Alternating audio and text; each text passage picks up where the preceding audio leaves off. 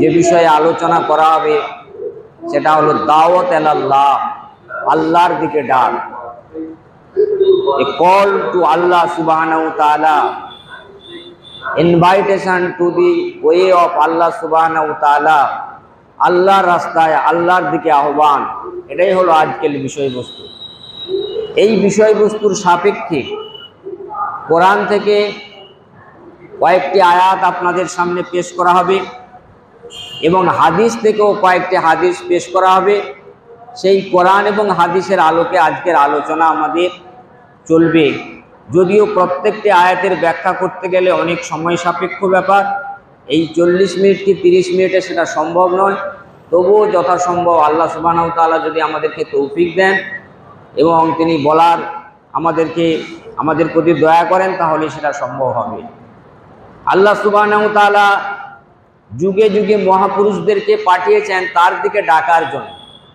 মানুষ যখন আল্লাহকে ভুলে, বিশ্ব স্রষ্টাকে ভুলে সৃষ্টির পায়ে মাথা নত করে, সৃষ্টির গোলামি করতে থাকে, তখন আল্লাহ তাআলা দুনিয়াতে রাসূলদেরকে প্রেরণ করেন। আল্লাহ কোরআনুল করে বলছেন, উদউ ইলা সাবিলি রাব্বিকা বিল হিকমাতি ওয়া মাউইজাতিল হাসান, যে আপনি মানুষকে হিকমতের সাথে, উপদেশ বাণীর দ্বারা, মাউইজাতিল সৎ উপদেশ দ্বারা মানুষকে আল্লাহর দিকে ডাকুন। সকাল থেকে সন্ধ্যা পর্যন্ত, ঘুমাতে যাওয়া পর্যন্ত মানুষ সৃষ্টি বস্তুর দিকে ডাকছে। সবজিওয়ালা গলিতে গলিতে বলছে আমার সবজি কিনুন, সবজির দিকে সে ডাক দিচ্ছে। বিভিন্ন ভক্তরা তাদের ধর্মগুরুর দিকে তাদেরকে আহ্বান করছে, তাদের উপাস্যর দিকে তারা আহ্বান করে। এইভাবে পৃথিবীতে যারা পেশায়, বিভিন্ন পেশায় নিযুক্ত, তারা তাদের পেশার দিকে মানুষকে আহ্বান করে। কিন্তু নবীরা এসে মানুষকে ডাক দেন উদউ ইলা সাবিলি রাব্বিকা, যে মানুষকে আল্লাহর দিকে ডাকার জন্য আল্লাহ তাআলা নবীদেরকে পাঠান। সেজন্য আল্লাহ রাসূল সাল্লাল্লাহু আলাইহি সাল্লাম বলেন, কোরআনের যে আয়াতটা আমি আপনাদেরকে পড়েছি, এটা সূরা নাহালের 14 পারার 16 নম্বর সূরার 123 নম্বর আয়াত, 126 নম্বর আয়াত। সেই আয়াতের আলোকে এই কথা বলা হয়েছে যে মানুষকে আপনারা আল্লাহর দিকে ডাকুন। সূরা ইউসুফ, এই সূরাটা দুটি পারায় বিভক্ত, 12 পারা এবং 13 পারা। 52টি আয়াত আছে 12 পারায়, আর 59টি আয়াত আছে 13 পারায়। সেই 13 পারার শেষের দিকে 128 আয়াতে আল্লাহ তাআলা বললেন, কুল হাযিহি সাবিলি আদউ ইলাল্লাহি, কুল হাযিহি সাবিলি আদউ ইলাল্লাহি আলা বাসিরাতিন ওয়া মান ইত্তাবানি। আল্লাহর নবীকে দুটো দায়িত্ব দিয়ে পাঠানো হয়েছিল। তার আমরা যে কালেমা পাঠ করি, সেই কালেমাতে বলা হয়েছে আশহাদু আল্লা ইলাহা ইল্লাল্লাহ ওয়া আশহাদু আন্না মুহাম্মাদান আবদুহু ওয়া রাসূলুহু। আল্লাহ তাআলা তাকে আব্দ করে, বান্দা করে পাঠিয়েছিলেন, তার ইবাদত করার জন্য তাকে পাঠিয়েছিলেন, তার ইবাদতের নমুনা মানুষের কাছে পেশ করার জন্য তাকে পাঠিয়েছিলেন, ইবাদতের আমল শেখানোর জন্য তাকে পাঠিয়েছিলেন। তার সাথে সাথে মানুষ রিসালতের দায়িত্ব তাকে দেওয়া হয়েছিল। এটাই হলো তার মূল দায়িত্ব ছিল। কারণ তিনি তার রিসালাত নবুয়ত যখন পেলেন, প্রথম 13 বছর শুধু মানুষকে আল্লাহর দিকে ডেকেছিলেন, রিসালতের দায়িত্ব পালন করেছিলেন। 13 বছর পরে তাকে আমল দেওয়া হয়েছিল মেরাজের রাত্রে। 13 বছর ধরে প্রথমে তাকে কালেমার মেহনত, কালেমার দিকে ডাক দেওয়া হয়েছিল, যে লা ইলাহা ইল্লাল্লাহ। যে মানুষ পৃথিবীর সৃষ্টি বস্তুকে পূজায় গোলামি করছিল, চাঁদের পূজা করত, সূর্যের পূজা করত, মহাপুরুষদের অলৌকিকতা থেকে মহাপুরুষদের পূজা করত, তাদের সমাধির সামনে ধ্যান মগ্ন হয়ে তাদের কাছে সাহায্য চাইতো। যেমন মুসলমানরাও চায় তাদের ধর্মগুরু মারা গেলে সেই কবরের মাজারের সামনে গিয়ে ধ্যান ও গম্ভীরভাবে তার কাছে সাহায্য চায়। এইভাবে ষষ্ঠটাকে ছেড়ে যখন মানুষ সৃষ্টির পায়ে মাথা করে মরছিল, আল্লাহ তাআলা হযরত মুহাম্মদ সাল্লাল্লাহু আলাইহি সাল্লামকে পাঠালেন এবং বলেন আপনি বলুন, কুল হাযিহি সাবিলি আদউ ইলাল্লাহ আলা বাসীরাতিন ওয়া মান ইত্তাবানি। হে আমার হাবিব, আপনি দুনিয়ার মানুষকে বলুন। 2 নম্বর আয়াত আমি আপনাদের কাছে পেশ করলাম। প্রথম নম্বর আয়াত ছিল আদউ ইলা সাবিলি রাব্বিকা বিল হিকমা। 2 নম্বর আয়াত কি বললাম? যে কুল হাযিহি সাবি, আপনি দুনিয়ার মানুষকে বলুন হে আমার হাবিব, কুল হাযিহি সাবিলি আদউ ইলাল্লাহ, যে এটাই আমার রাস্তা, এটাই আমার কাজ, আমাকে রাসূল করে পাঠানো হয়েছে। কুল হাযিহি সাবিলি আদউ ইলাল্লাহ, মানুষকে আল্লাহর দিকে ডাকা, এটাই আমার কাজ। আলা বাসিরাতিন, বাসিরাত কথা হলো বাসায়েরও মির রাব্বিকা, কোরআনকে বাসায়ের বলা হয়েছে, মানে কোরআনের একটা আয়াত দিয়ে আরেকটা আয়াতের ব্যাখ্যা করা হয়েছে। এখানে বাসির শব্দের ব্যাখ্যাটা অন্য আয়াতে আল্লাহ তাআলা করেছেন, কাদ জাকুম বাসায়েরুম মির রাব্বিকুম, তোমাদের কাছে তোমাদের প্রভু থেকে কোরআন এসেছে, বাসায়ের এসেছে। কোরআনকে বাসির বলা হয়, বাসায়ের বলা হয়। সেই জন্য কোরআনের দ্বারা মানুষকে আপনি ডাকুন এবং এটাই আপনি বলুন যে এটাই আমার কাজ, কুল হাযিহি সাবিলি, এটাই আমার কাজ। আপনি মানুষকে আদউ ইলাল্লাহ, যে আমি মানুষকে আল্লাহর দিকে ডাকি, আর এই কাজটা অমানিত তাবান, আর আমার যারা অনুসারী, আমার যারা উম্মত, কালেমা পড়নেওয়ালা, আমাকে যারা অনুসরণ করে, তাদের ওই একই কাজ। কারণ কি? আনা খাতামুন নবীন, আমি শেষ নবী, নবুয়তের প্রাসাদ পূর্ণ হয়ে গেছে। আল্লাহর নবী একটা উদাহরণ দিতে গিয়ে বললেন এক হাদিসে যে একটা দিন একটা লোক ভালো বড় প্রাসাদ তৈরি করলো, আর প্রাসাদ তৈরি করার পরে গায়ের লোকদের উদ্বোধনের দিনে তাদেরকে ডাকলো, আর সেই প্রাসাদের সৌন্দর্য থেকে তারা মোহিত হয়ে গেল এবং তার প্রশংসা করতে লাগলো। আর শেষকালে লোকেরা বলে এই প্রাসাদটা তো খুব সুন্দর হয়েছে, কিন্তু ওই জায়গাটা ফাঁক রয়ে গেছে, ওইটা যদি একটা ইট বসিয়ে দেওয়া যায়, একটা পাথর বসিয়ে দেওয়া যায়, তো ওই ঘরটা পূর্ণ হয়ে যায়। আনা হাজাল লাবে না, তো বলছে আমি সেই শেষের ইট সদৃশ, আমার দ্বারা নবুয়তের প্রাসাদকে পূর্ণ করা হয়েছে। আপনারা হাদিস এবং কোরআনের দিকে, কারণ দলিল ছাড়া কথা বলা হয় না। এই মসজিদে বাপ দাদার গল্প করা হয় না। হ্যাঁ, কারোর অলৌকিকতা থাকলে সেটা যতক্ষণ না দলিল দ্বারা সাব্যস্ত হয়, সেটা এখানে বলা হয় না। সব দলিলের ভিত্তিতে কথা বলা হয়। এই মসজিদের একটা বৈশিষ্ট্য, এখানে দলিল ভিত্তিক কথা বলা হয়। সেই জন্য আল্লাহ নবী বললেন কি, হাজাল লাবে না, তো আমি হলাম সেই শেষের ইট সদৃশ, আমার দ্বারা নবুয়তের প্রাসাদ পূর্ণ করা হয়েছে। আমি হলাম শেষের ইট, সুতরাং আর কোন নবী আসবে না। আনা খাতামুন নবী, যে আমি হলাম শেষ নবী, আমার দ্বারা নবুয়তের প্রাসাদ পূর্ণ করে দেওয়া হয়েছে। আর কোন নবীকে আর পাঠানো হবে না। সেজন্য এই নবুয়তের রিসালাতের কাজ কারা করবে? নবুয়তের কাজ কারা করবে? অমানিত তাবানি, আমার উম্মতরাই কাজ করবে। একা নবী যা করতো, গোটা উম্মত সেই কাজ করবে।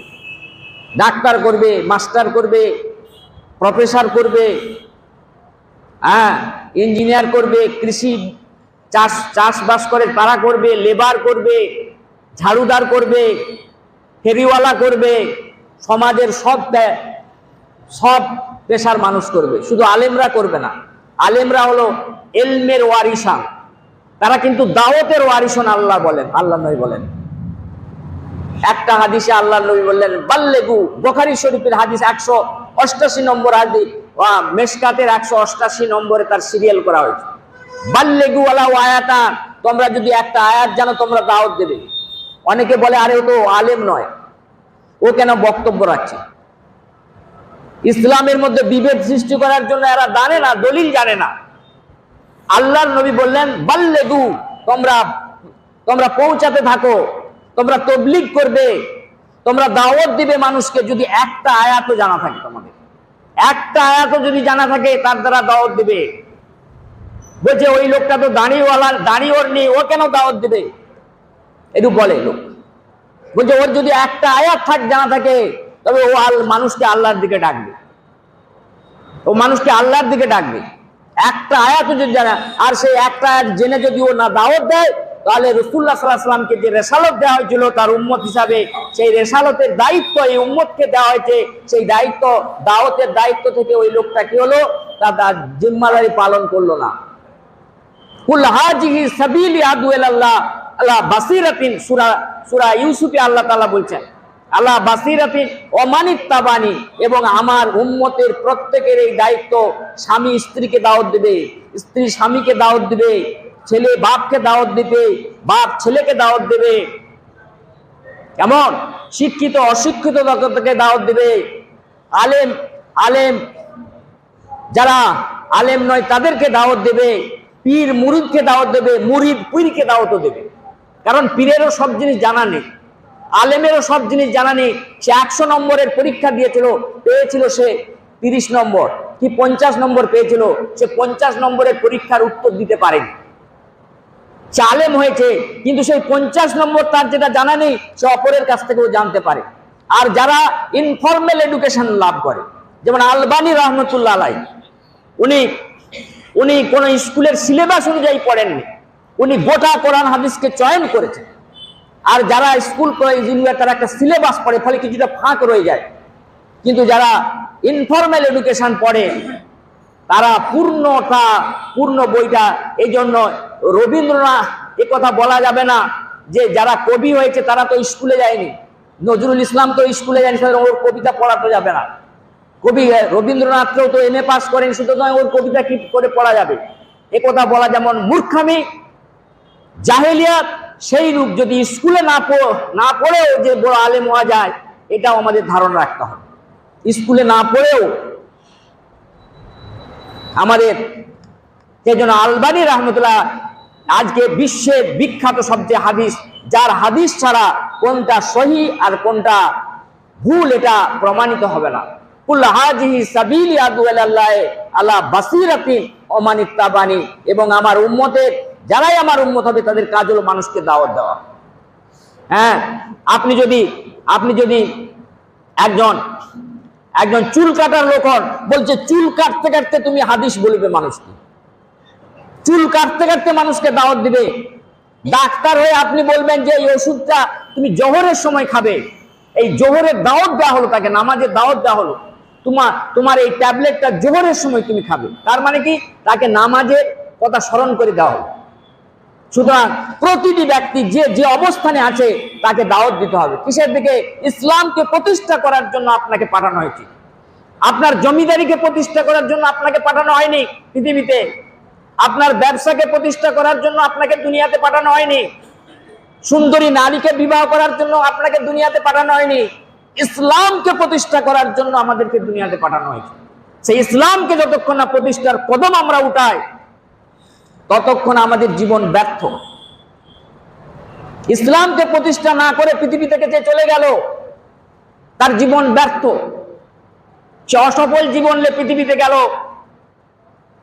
যে সম্পদ রেখে গেল, যে বাড়ি রেখে গেল, তার কোমরের ঘুমসি পর্যন্ত কেড়ে নিয়ে বলা হলো গেট আউট ফ্রম হিয়ার। তার প্রথমে তার বালিশ সরানো হবে, তার স্ত্রী বলবে মাথা থেকে আগে বালিশ সরাও, তারপরে বলবে ওকে আগে খড়ের উপরে শোয়াও, তারপরে বলবে ওকে কবরে মাটি দিয়ে ওকে একবারে ওর নাম নিশানা মিটিয়ে দাও। এই অবস্থা হবে হালত প্রতিটি মানুষের। কিন্তু সে যদি ইসলামকে প্রতিষ্ঠা করা হয়, তার দ্বারা সারা কিয়ামত পর্যন্ত তার কথা একজনের কান থেকে আরেকজনের কানে যাবে। তার এলেম দ্বারা মানুষ উপকৃত হবে। আলবানী রহমতুল্লাহ আলাইহি এলেম দ্বারা মানুষ আজ উপকৃত হচ্ছে। তিনি ঘড়ির মেকানিক ছিলেন, তিনি এই দাওয়াতের কাজ করেছিলেন, সহিহ হাদিসকে প্রতিষ্ঠা করার কাজ করেছিলেন। সেই জন্য আল্লাহ তাআলা বললেন কুল হাজি কুনতুম খায়রা উম্মাতিন। কটা আয়াত বলা হলো, আরেকটা আয়াত বলছি, কুনতুম খায়রা উম্মাতিন উখরিজাত লিন-নাস তা'মুরুনা বিল মা'রুফ ওয়া তানহা। তোমাদেরকে, কারণ আর কোন উম্মতের কাছে কোনো সহি দলিল নেই। কোরআন এবং হাদিস হলো latest syllabus of the world. পৃথিবীর শেষ সিলেবাস হলো কোরআন এবং হাদিস, এর আগে আর সব ওল্ড সিলেবাস হয়ে গেছে। বেদ, কুরআন আর তাওরাত, ইনজিল আর যত কিছু সব ওল্ড সিলেবাস হয়ে গেছে। এই ওল্ড সিলেবাসে পরীক্ষা নেওয়া হয় না, পরীক্ষা নেওয়া হবে কিছু নিউ সিলেবাসে, লেটেস্ট সিলেবাসে পরীক্ষা নেওয়া হবে। কোরআন হলো সেই লেটেস্ট সিলেবাস, আর লেটেস্ট উম্মত হলো হযরত মুহাম্মদ সাল্লাল্লাহু আলাইহি ওয়াসাল্লামের উম্মত। কারণ সেই সমস্ত যে সিলেবাস ছিল সেগুলো বিকৃত হয়ে গেছে। সেগুলো ফাওয়াইলুল লাযিনা ইয়াকতুবুনাল কিতাবা বাইদিহিম সুম্মা ইয়াকুলুনা হাযা মিন ইনদিল্লাহি লিয়াশতারু বি সামানান কালিলা ফাওয়াইলুল লাহুম মিম্মা কাতাবাত আইদিহিম ওয়াইলুল লাহুম মিম্মা ইয়াকসিবুন।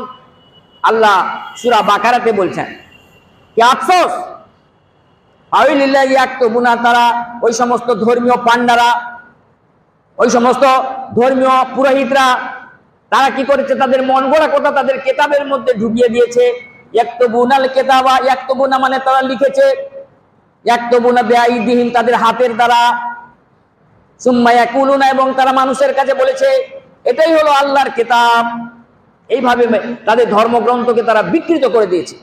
ওই বিকৃত ধর্মগ্রন্থ আর চলবে না, ওটা অচল হয়ে গেছে। সেজন্য শেষ ধর্মগ্রন্থ কোরআনুল কারীমে বাহক এবং ধারক হিসাবে আপনি শেষ উম্মত হিসাবে এই দায়িত্ব, এই দাওয়াতের দায়িত্ব আপনার উপরে পড়ে গেছে। কুনতুম খায়রা উম্মাতিন উখরিজাত লিন-নাস, আপনাদেরকে বের করা হয়েছে, গোটা পৃথিবীর মানুষ থেকে আপনাদেরকে চয়ন করা হয়েছে। আপনি যেমন ভালো ভালো, আপনি আলু যখন কিনতে যান বলছে ভালো ভালো ভালো আলুগুলোকে আপনি বেছে নেন। হ্যাঁ, কোন ফল কিনতে গেলে ভালো ফল আপনি বেছে নেন। কোন আপনি হাঁড়ি কিনতে গেলে আপনি বাজিয়ে দেখেলেন। হ্যাঁ, সেই রূপভাবে এই উম্মতকে চয়ন করা হয়েছে। গোটা পৃথিবীতে প্রথম থেকে শেষ যত উম্মতে তাদের মধ্য থেকে সিলেক্ট করা হয়েছে। ইউ আর দ্য সিলেক্টেড উম্মাহ, তোমাদেরকে বাছা হয়েছে। কুনতুম খায়রা উম্মাতান উখরিজাত, বাছা হয়েছে উখরিজাত লিন-নাস, গোটা মানব জাতির জন্য। শেষ নবী যেমন গোটা মানব জাতির জন্য, এই উম্মত ও গোটা মানব জাতির হেদায়েতের জন্য আল্লাহ তাআলা তৈরি করেছেন। খায়রা উম্মাতিন, এটা কত নম্বর পারায়? এটা 3 নম্বর সূরা ইমরানের 3 নম্বর সূরার 104 নম্বর আয়াত। আর এই দাওয়াত দিতে গিয়ে তোমরা পরস্পর কি করবে না? আল্লাহ তাআলা বললেন ওয়ালা তাকুনু কাল্লাযিনা তাফাররাকু ওয়া তাখতালিফু, তোমরা পরস্পর বিভেদ করবে না, যে ও জামাতি ইসলামী, ও তবলিগ, ও হেজবুল্লাহ, এরূপ তোমরা পরস্পর বিরোধী করবে না। ইসলামের যে মূল আদর্শ সেইটাকে লা ইলাহা ইল্লাল্লাহ তোমরা প্রচার করবে। ওয়ালা তাকুনু কাল্লাযিনা তাফাররাকু, তোমরা বিভক্ত হয়ে যেও না। আজ এই উম্মত বিভক্ত হয়ে গেছে, বিভক্ত হয়ে গেছে। আল্লাহ তাআলা কোরআনে স্পষ্ট বললেন যে আমার রাসূল ওয়া তাসিমু বিহাবলিল্লাহ, আমার রাসূল কোরআনকে দৃঢ়ভাবে ধরো। ওয়ালা তাফাররাকু, তোমরা বিভেদ হয়ে যাবে না। তোমাদের একমাত্র পরিচয় হলো তোমাদের নাম হলো মুসলিম। সাম্মাকুমুল মুসলিমিন, আমি তোমাদের নাম তবলিগ দেইনি, আমি তোমাদের নাম জামাতে ইসলামী দেইনি, আমি তোমাদের নাম আহলে হাদিস দেইনি, আমি তোমাদের নাম আজন গাছি দিইনি। হ্যাঁ, আমি তোমাদের নাম বেরেলি দিইনি, আমি তোমাদের নাম কি দিয়েছি? মুসলিম। এই নামে তোমরা পরিচয় হবে আর পরিচয় দিবে মানুষের কাছে।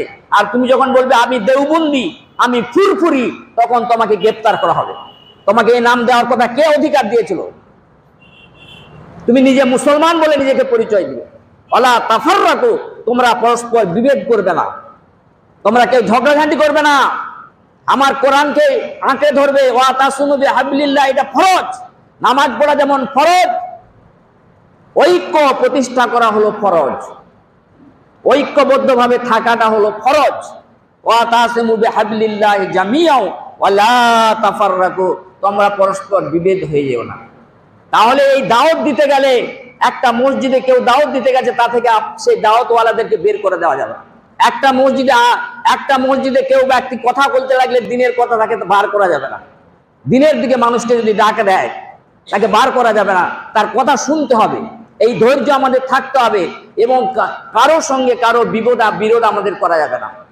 এই জন্য দাওয়াতের কালটা, দাওয়াতের লম্বা ইতিহাস। আল্লাহ তাআলা বললেন, আল্লাহ রাসূল বলেন, আরেকটা হাদিস আল্লাহ রাসূল বলেন যে এই দাওয়াতের ব্যাপারে ওমা উকফিয়া, আমাকে যতটা ভয় দেওয়া হয়েছিল, আমাকে যতটা ভয় দেখানো হয়েছিল, ওয়ালাকাদ উকফিয়া মা লাম ইউখাফু, আর কাউকে এত ভয় দেখানো হয়নি, কোন নবীকে এত ভয় দেখানো হয়নি, কোন ওলিকে এত ভয় দেখানো হয়নি, কোন বুজুর্গকে এত ভয় দেখানো হয়নি। আমাকে দাওয়াত দেওয়ার ব্যাপারে যত ভয় দেখানো হয়েছিল, আমাকে তায়েফের ময়দানে রক্ত রঞ্জিত করা হয়েছিল,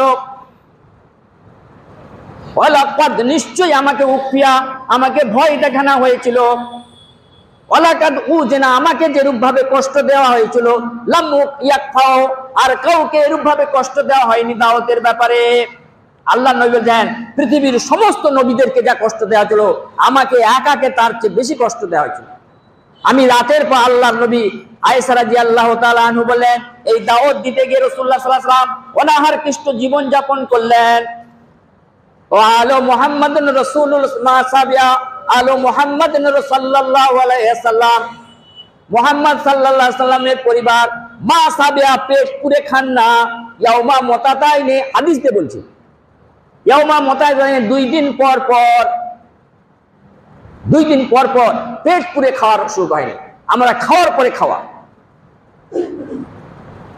ভোগবাদী আমরা হয়েছি, একে বলা হয় ভোগবাদ। ভোগবাদকে আল্লাহ নবী সাল্লাল্লাহু আলাইহি ওয়াসাল্লাম পদাঘাত করেছিলেন। পৃথিবীর কোন সম্রাট যে দুবেলা পর পর না খেয়েছিল, রাতের পর রাত কার খাওয়া হয়নি? পৃথিবীতে এমন কোন সম্রাট দেখাতে পারবে? 8 লক্ষ বর্গ মাইল এলাকার সম্রাট হওয়া সত্ত্বেও তিনি না খেয়ে থাকতেন, না খেয়ে থাকতেন।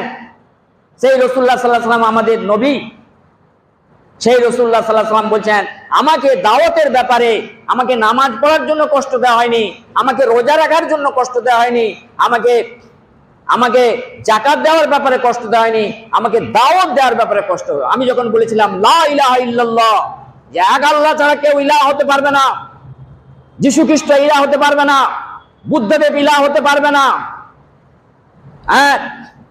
মুসা ইলাহ হতে পারবে না, কোন ধর্মগুরু ইলাহ হতে পারবে না, কোন ধর্মগুরুর সমাধির কাছে যে হাত জোড়ো করে তার কাছে ধ্যান গম্ভীর ভাবে দাঁড়ানো যাবে না, কোন অলৌকিক ক্ষমতা সম্পন্ন ব্যক্তির মূর্তি তৈরি করা যাবে না, তাহলে আল্লাহকে ছেড়ে অপরকে পূজা করা হবে। আমি এই কথাটা বলেছিলাম। ঐতিহাসিকরা বলছেন, he brushed out all man-made gods from the pedestal of divinity, যে দেবত্বের আসন থেকে সবকে ঝেঁটিয়ে বিদায় করেছিলেন। না যীশু খ্রিস্ট থাকবে, না বুদ্ধদেব থাকবে, না মুসা থাকবে, না ঈসা থাকবে, না কোনো পীর থাকবে, কেউ থাকবে না দেবত্বের আসনে। একমাত্র আল্লাহ সুবহানাহু ওয়া তাআলা একমাত্র পূজ্য হবে। এই কথাটা প্রচার করার সাথে সাথে যারা আমাকে সাদিকুল আমিন উপাধি দিয়েছিল 40টা বছর, সত্যবাদী বলে যারা প্রচার করেছিল, তারা আমাকে বললো তুমি মিথ্যাবাদী। এমন কোনো কষ্ট নেই যে আমাকে পৌঁছানো হয়নি। এই একটা দাওয়াত দেওয়ার জন্য পৃথিবীতে ভূকম্প দেখা দিল এই একটা কথায়। তাই কালেমাটা হলো কি সেই রূপে দাওয়াতের মূল স্লোগান। বলছে এই কালেমা যখন কোনো মানুষ পড়বে, বলছে আসমানে একটা খুঁটি আছে, সেই খুঁটি হিলতে থাকে, এত এর চার্জ। কথা আসমান, বলছে আর এর শক্তি এত, সেই জন্য এই শক্তি অর্জন করা সহজ নয়, এই শক্তি অর্জন করা সহজ নয়। এই ঈমানি শক্তি, এই দাওয়াতের শক্তি, এই দাওয়াতের মাধ্যম দিয়ে নিজেদের মধ্যে আল্লাহর তাওহীদের দাওয়াত দিয়ে নিজের ঈমানকে পরিপুক্ত করতে হবে। সেই জন্য আল্লাহর নবী বললেন, আর যদি ব্যক্তি কোনো দাওয়াত না দেয় তার পরিণতি কি হবে? হাদিস শরীফে এসেছে, মা মিন কাউনিন রাজুলুন ইয়ামালু মাআসি, কোন সম্প্রদায়ের, কোন গোত্রের, কোন গ্রামের কোন লোক যদি কোনো খারাপ কাজ করে, ইয়াকদারুনা ইজালাতাহু, হাদিস থেকে বলা হচ্ছে, ইয়াকদারুনা, ওই গ্রামের লোকেরা সক্ষম তাকে পাপ থেকে দূরীভূত করার জন্য সক্ষম তারা, ওয়ালা ইয়াজিলুনাহু, কিন্তু তারা সেই কাজটা করলো না, আম্মাহুল্লাহু বিআযাবিন কাবলা ইয়ামিতু, তাদের মৃত্যুর পূর্বে ওই কওমের উপরে, ওই গ্রামের উপরে একটা আযাব আল্লাহ ঘিরে ফেলবেন। বলছে সে একটা লোক মদ খেত, তোমরা সকলে গিয়ে তার হাতে পায়ে ধরে তাকে মদ থেকে দূরে করতে পারতে। একটা লোক জেনা করছে, তোমরা সকলে গিয়ে তার হাতে পায়ে ধরে, ভাই এই কাজটা খারাপ, তাকে দূর করতে পারতে, কিন্তু করলে না। ইয়াজিলুনাহু লা ইয়াজিলুনাহু, তোমরা এই কাজটা দূর করার চেষ্টা করলেন না, এই কাজটা দূর করার চেষ্টা ফা আম্মাহুল্লাহ, আল্লাহ তাআলা তাদের আযাবে একটা আযাব তাদেরকে, যেমন করোনা গোটা পৃথিবীকে আযাব দিয়ে আল্লাহ ঘিরে দিয়েছিলেন, সেইরূপ ওই গ্রামে একটা আযাব আসবে, আর ওই আযাবের দ্বারা তারা গ্রেফতার হবে। ওই গোত্রের মধ্যে একটা আযাব আসবে, ওই দেশের মধ্যে একটা আযাব আসবে, যদি তারা সেই পাপ থেকে তাকে দূরীভূত না করার চেষ্টা করে। আল্লাহ রাসূল আলো বললেন যে ইল্লা ইউসাল্লাতাল্লাহু সুলতানান জালেমান। আর একটা হাদিস, আবু দারদার হাদিস, ওটা ছিল আবু হুরায়রার হাদিস, আর এটা হলো আবু দারদার হাদিস। আবু দারদা রাদিয়াল্লাহু তাআলা কোনো নির্দিষ্ট করে বলেন 4টা আযাবে তারা গ্রেফতার হবে যখন এই দাওয়াতের কাজ তারা ছেড়ে দেবে। ইল্লা ইউসাল্লাতাল্লাহু, আল্লাহ তাআলা তাদের উপরে একজন জালেম বাদশা নিযুক্ত করবেন। আজকে আমাদের জালেম বাদশা নিযুক্ত হয়েছে না হয়নি? ইউসাল্লাতাল্লাহু, আল্লাহ তাআলা তাদের উপর একজন জালেম বাদশা নিযুক্ত করবেন যখন তারা এই দাওয়াতের কাজটা ছেড়ে দেবে। ওয়া ইউবাজ্জিলাল কাবীরাকুম, তাদের বড়দেরকে সম্মান দেওয়া হবে না, তাদের বড়দের উপরে তহমত দিতে থাকবে দুনিয়ার মানুষ, তাদের দবদবা শেষ হয়ে যাবে। তাদের সংখ্যালঘিষ্ঠ মানুষ সারা ভারতবর্ষকে একদিন শাসন করছিল, তাদের দবদবা ছিল। আজকে সংখ্যালঘিষ্ঠ মানুষদেরকে আজকে অপমানিত হচ্ছে, কিন্তু তাদের মধ্যে যখন ঈমান এবং তাকওয়া থাকবে তখন সংখ্যাগরিষ্ঠ মানুষ তাদেরকে ভয় করবে। আর সেই দাওয়াতের কাজ যখন তারা ছেড়ে দেবে, বাপ বেটাকে দাওয়াত দেবে না, স্ত্রী স্বামীকে দাওয়াত দেবে না, আর শিক্ষক ছাত্রকে দাওয়াত দেবে না, ডাক্তার রোগীকে দাওয়াত দেবে না, তখন কি হবে? ইউবাজ্জিলুল্লাহু কাবীরাকুম, তোমাদের বড়দের সম্মান কেড়ে নেওয়া হবে। ওয়া ইয়ারহামু সাগীরাকুম ওয়ালা ইয়ারহামু, তোমাদের ছোটদের প্রতি বড়রা আর স্নেহ করবে না। আর কি হবে না? ওয়ালা ইউস্তাজাবু, আর তোমাদের ওয়া ইয়াদু আখিয়ারকুম, আর তোমাদের বুজুর্গরা দোয়া করতে থাকবে। ওয়া ইয়াদু আখিয়ারকুম, তোমাদের বুজুর্গরা তাদের খানকাতে আর তাদের কুঠরিতে বসে বসে দোয়া করতে থাকবে। লা ইউস্তাজাবু লাহুম, তাদের এই দোয়া কবুল হবে না। সেই জন্য দেখা যাচ্ছে বিভিন্ন দেশে বিভিন্ন সময়ে ভূমিকম্প হচ্ছে, সেই দেশে বুজুর্গ আছে না নেই, কিন্তু সেই বুজুর্গ নিজের তসবিহ নিয়েই ব্যস্ত, আর তার পাশে যে মদখোর আছে তাকে কোনোদিন বলেনি তুমি নামাজ পড়ো, তাকে কখনো যে বলেনি ভাই এই কাজটা করা ভুল, বলছে ওই বুজুর্গকে নিয়ে ওই ভূমিকম্প হবে। তাই আজকে দেখা যাচ্ছে বিভিন্ন দেশে ভূমিকম্প। না, লা ইয়াদু লা ইয়াদু লা ইয়া ওয়া ইয়াদু লা ইউস্তাজাব লাহুম ওয়া ইস্তাগফিরুনা, আর তারা ক্ষমা চাইবে। লা ইউগফারু লাহুম, তাদেরকে ক্ষমা করা হবে না। তাহলে দাওয়াতের গুরুত্ব আমি আল্লাহ তাআলা, দাওয়াতের কথা আল্লাহ তাআলা কোরআনে বারবার বলেছেন, সেটা আপনাদের সামনে তুলে ধরা হলো। এবং দাওয়াতের পরিণাম, দাওয়াত না দিলে তার পরিণাম, আর দাওয়াতের ফজিলত কি আল্লাহ তাআলা বলছেন, ওমান আহসানু কাওলাম মিম্মান দাআ ইলাল্লাহি ওয়া আমিলা সালিহান ওয়া ক্বালা ইন্নানী মিনাল মুসলিমিন। কোন সূরা এটা আছে? বলছে সূরা সাজদাতে আছে। সূরা সাজদা কটা সূরার নাম সূরা সাজদা? একটা হলো হামিম সাজদা, তাকে বলা হয়, আরেকটা তার নাম আছে সূরা মুফাসসিলাত বলা হয় তার আরেকটা নাম, আরেকটা হলো আলিফ নাম সাজদা। দুটা সূরা আছে, তার মধ্যে সূরা হামিম সাজদাতে আল্লাহ তাআলা বলছেন ওমান আহসানু কাওলাম মিম্মান দাআ ইলাল্লাহি ওয়া আমিলা সালিহান ওয়া ক্বালা ইন্নানী মিনাল মুসলিমিন। তার চেয়ে উত্তম কথা কার কাছে? যে মানুষকে আল্লাহর দিকে ডাকে। তোমাদের রাষ্ট্রসংঘ যে ভাষণ বলছে, তার চেয়ে উত্তম কথা হলো মানুষ ডাকে আল্লাহর দিকে ডাকা। তোমাদের পার্লামেন্টে যে ভাষণ হয় বলছে, তার চেয়ে উত্তম ভাষণ হলো আল্লাহর দিকে ডাকার ভাষণ। আল্লাহ নিজে বলছেন ওমান আহসানু, আহসান মানে কি? হাসানকে সুপারলেটিভ ডিগ্রি করা হচ্ছে, আহসান কাবীরকে সুপারলেটিভ ডিগ্রি বলা হচ্ছে, আকবর আরবিতে এগুলোকে বলে সুপার, তাফজিলুল কুল্লি বলা হয় আরবি গ্রামারে, সুপারলেটিভ ডিগ্রি ইংরেজিতে বলা হয়। তো আল্লাহ বললেন সবচেয়ে সুপারলেটিভ ডিগ্রির কথা হলো কি জানো? ওমান আহসানু কাওলাম মিম্মান দা ইলাল্লাহ, মানুষকে যে আল্লাহর দিকে ডাকে। আপনি নামাজ পড়লেন, নামাজের পরে আপনার দু চারজন লোক যে বললেন, ভাই আপনার বস্তিতে যে বললেন মসজিদ তো আবাদ হচ্ছে না, মসজিদ বিরান হয়ে আছে, আসুন না ভাই আপনি নামাজটা পড়ুন, এইটা হলো দাওয়াত। এই কাজটা নবীরা করেছিল, এই কাজটা নবীরা করেছিল। আর যদি মসজিদ বিরান হয়ে যায়, বাবরি মসজিদের মতো একদিন কি হবে, তার পরিণতি হবে। এজন্য মসজিদকে আবাদ করা আমাদের কর্তব্য। কিসের দ্বারা? দাওয়াতের দ্বারা। আর দাওয়াত শুরু করতে হবে নিজের পরিবারে আগে। নিজের স্ত্রীকে দাওয়াত দিন। সে তো পড়ে এসেছিল, এম এ ডিগ্রি লাভ করে এসেছিল, সে তো মাথা ভূমিতে রাখতে যাচ্ছে না, মাটিতে রাখতে যাচ্ছে না, সে মাটিতে। আর সে নিজের প্রসাধন নিয়ে ব্যস্ত, রূপসজ্জা নিয়ে ব্যস্ত।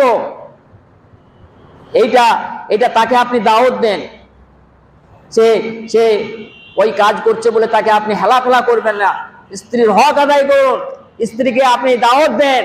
স্ত্রী আপনি অফিসে যান, স্ত্রী আপনি নামাজ পড়তে পারেন, আপনি স্ত্রী আপনাকে দাওয়াত দেয়। পরস্পরকে মহিলাদের সমাবেশ করুন।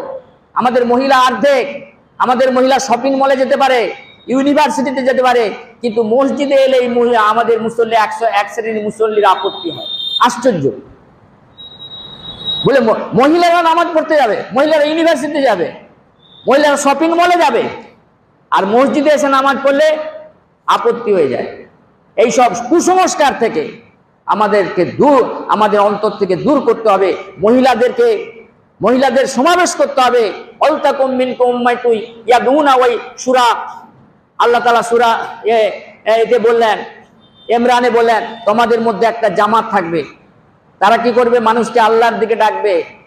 তারা মাসিক ইজতেমা করবে, তারা বিভিন্ন ইজতেমা করবে, তারা মানুষকে সমবেত করে জমা করে তারা দাওয়াত দিবে, একা একা দাওয়াত দিবে, ভোরের বেলা দাওয়াত দিবে। সব সময় তারা, আল্লাহ নবী একটা রাস্তা দিয়ে যাচ্ছেন, তো একটা লোক এগিয়ে আসছে, বলছে, ভাই আমি কি আপনাকে একটা ভালো কথা বলবো? বলছে, কি কথা বলবেন বলুন তো? বলে, আপনি বলুন, আশহাদু আল্লা ইলাহা ইল্লাল্লাহ, আল্লাহ ছাড়া কোনো ইলাহা নেই। আপনি এই কথাটা সাক্ষ্য দিন। বলছে, এই কথার সাক্ষ্য আপনার কে আছে? তখন আল্লাহ নবী একটা গাছকে ডাকলেন। সে গাছ তার নিজের স্থান থেকে মাটি ফেলে তার সামনে এলো, বলে, এই গাছটা সাক্ষী। সে গাছ এসে কি পড়ছে? আশহাদু আল্লা ইলাহা ইল্লাল্লাহ ওয়া আশহাদু আন্না মুহাম্মাদুর রাসূলুল্লাহ। সেজন্য কবি বলছেন, সাতিশ সাজারো নাতাকাল হাজারো সক্কাল কামারো লে ইশারাতি। সেই আল্লাহর নবীর অলৌকিকতা বর্ণনা করতে গিয়ে কবি বললেন, গাছ তার ডাকে তার কাছে এসে গিয়েছিল। সাতিশ সাজারো নাতাকাল হাজারো।